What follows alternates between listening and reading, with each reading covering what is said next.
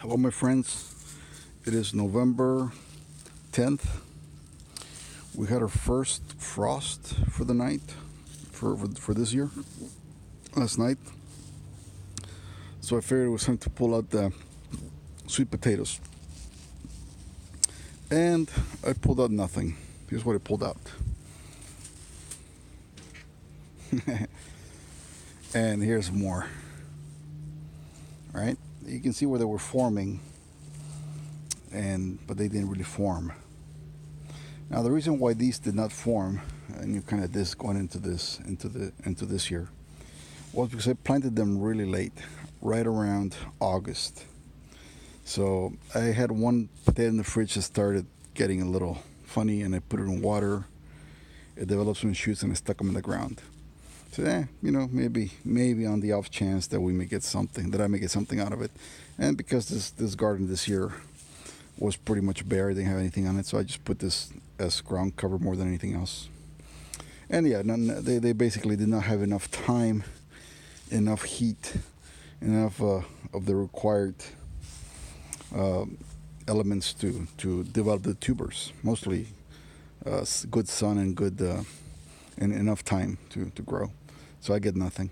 So anyway, I just want to show you that these probably need to be in the ground around March. After maybe a week after the last spring frost, get them in there.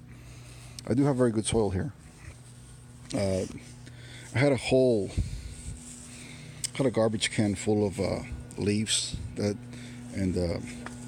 mostly leaves that had been decomposing for over 3 years. It's a big, massive garbage can. This one. That gray one that you see over there, had nothing but leaves for about 3 years. So it was all nice soil, and I mixed it in there with this soil here. So it's pretty good soil, but again, I just didn't have the time. The plants didn't have the time to develop. So I'm just going to throw these into the keyhole garden and let them decompose for posterity. So I just throw them in there into this basket and let them decompose in there. That's it. The progress report fail. It was more of an expected fail. I was just trying to see if I could get anything this late in the year, and you can't, obviously. And another factor that influences that this peach was casting shade over some of this during the September and October, so that didn't help either. And then when the sun sets over there on that side, this big bush here was casting a shade into this here, so they really never got that much sun or that much heat. These things need to go in place very early in the year after the first frost, probably, to get a decent harvest. The soil is good. Very easy for tubers to grow in this kind of soil because it's kind of soft, very soft, very good soil. But it needs time. These type of tubers need a lot of heat, a lot of time. Anyway, folks, I got some Swiss chard here. Hey, get out of there!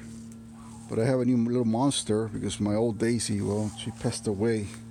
She had a tumor in her spleen. She was also 12 years old, and I had already taken her to the vet to remove the tumor in early February, and she lived another 6 months because the tumor was already too bad, I guess, too embedded in her spleen, and she lasted another 6 months. So I dug a hole back there and put her under. And a couple of weeks later, we got this little thing here. She was only 12 weeks when I got her. Her name is Stella with an S, like a star, Stella. And she's some kind of shepherd mixed with something else. Who knows what? I got her at the pound. And she's a good little dog, but she's full of energy, and she likes to tear up my garden. And this year I really haven't cared much about the garden. So I got my pear tree here. A lot of fruits this year. This one also provided a lot of fruits. And this fig bush also gave me a lot of fruits. Down here I have some comfrey, and over here got more comfrey. And here's my asparagus. I need to cut these down. Probably one more frost, I'll cut these down. Asparagus, they're gonna go down. And what else I have here? Here's where my old their beds used to be, and I got rid of them because by now, I've been slowly transitioning my garden from a bare patch of grass to raised beds here. They got a lot of sun at some point, and then I put these trees here. So it's some of the fig bush right there, an apple tree right here, a nectarine right there, another peach tree over there. Now these peach trees are stacked, so the first one to bear fruit is this one. I forget always. No, the first one to bear fruit is this one around June, and then this one bears fruit around August, and this nectarine bears fruit in between. And this apple hasn't done too well. I think it lacks a pollinator. I also have another apple tree over there, and that one is also probably the timing is not coinciding. So the rookie mistakes that you make a long time ago, and then you pay the consequences when you don't know much about planting stuff. I have a grapevine here that's also coming to an end in winter, and some little hidden pepper plants in here. See, everybody thinks pepper plants are annuals, and they're not. Pepper plants are perennials, except that they're from tropical climates or warm climates. So, this is bird pepper. One little trick that I've learned over time is that you can carry your pepper plants over year to year if after the plant gets charred by the first couple of frosts, you come to the plant and you cover it in mulch. Just let it see. Just be sure that the freezing temperatures don't get to the roots, and the next year they come back right up. So what am I having here for winter? Well, I'm doing some container gardening. Uncle Al. Here I got some lettuces, mustards. This is some dill, some kales. So I did this. Got a bunch of kales here. They got eaten up by the butterflies, but after the first frost, I'm not gonna get any more of those issues. Now these ones, they can survive a lot of cold, but if I cover them, they can go very well into the low 20s with protection, even the 15s, the teens, high teens with protection. What they cannot take much of is when the wind is whipping them. So on the cold nights, I'll put it in like a shade cloth or some kind of cloth here, the protection cloth. It's called I think it's winter cloth for plants. I have a roll of it, and I just put it on top of it, and that'll preserve them, and I'll be eating nice lettuces and stuff till spring. I got here some spinach and some beets right there, little beets, mostly for eating the leaves and stuff. I don't really care for the beet too much. It's more spinach, I think, and mustards. Down here I have some arugula, which is awesome for sandwiches. This is a perennial, very hardy, but the damn cabbage flies love it also. So it took a beating earlier when I planted it, but now it's back to normal. This is real hardy. What else? That's about it. I mean, my garden has been sucking wind this year because I've just been so busy with the farm that I neglected. I got a little volunteer pepper here, tomatillo pepper, which got a couple of things, but it's nothing really. I mean, they're all gonna die in the next week, when it gets freezing. That one just came out by itself. We had a lot of rain this year.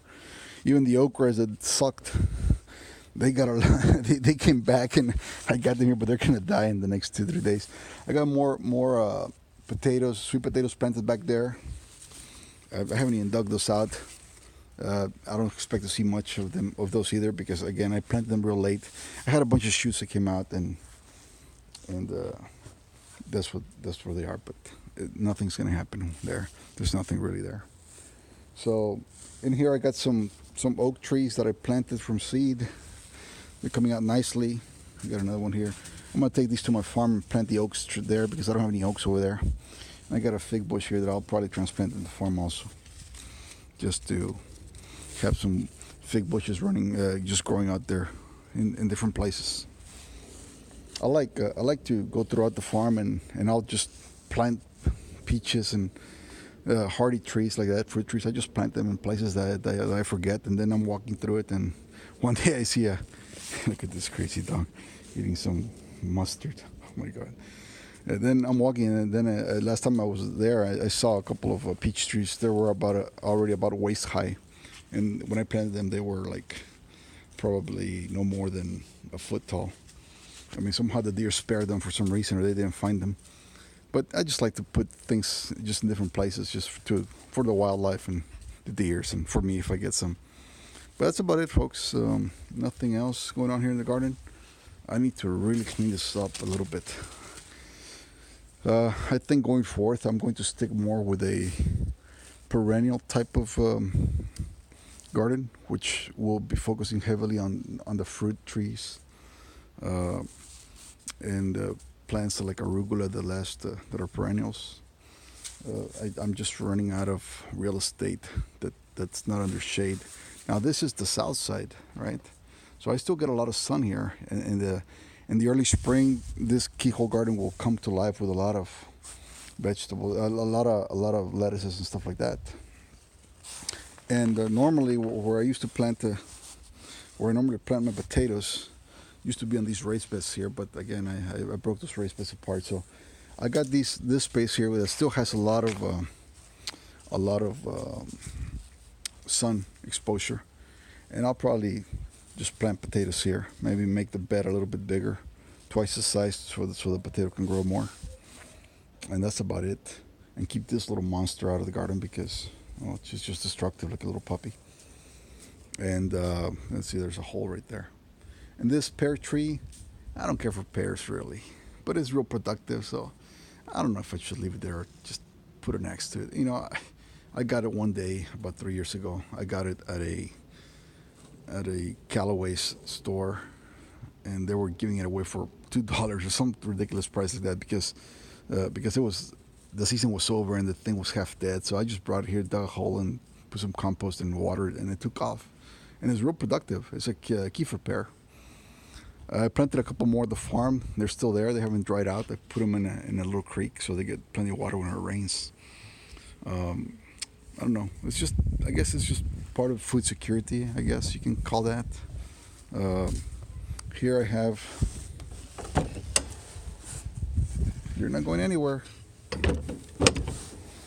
This little tree here is a pluot, a combination of an apricot and a plum. And it broke. A windstorm broke it, so I had to prune it here. And I said, well, might as well just prune it all together. And as you can see, all this area is shaded, so I have no grass here because it gets shaded. And over here I have a lot of mint that just grows there. Instead of planting decoration stuff, I grow mint here. And this is a plum tree also. It's another plum tree. And that's about it. That's about it, folks. I don't have anything else. Like I said, I have slowly transitioned from annuals to perennials, and I've mostly trees, right? That I don't have any more unshaded space. That's the wood from the pluot tree that I'm just drying out. Maybe have a little fire in the backyard. There's the fork, Uncle Al. Hey, get out of there. There's the fork right here. Forking the ground, huh? Look, it just goes down nice. Look at that. Can you do that in your soil? It's nice. All by itself. But anyway, folks, until next time, I've rambled long enough. Catch you later.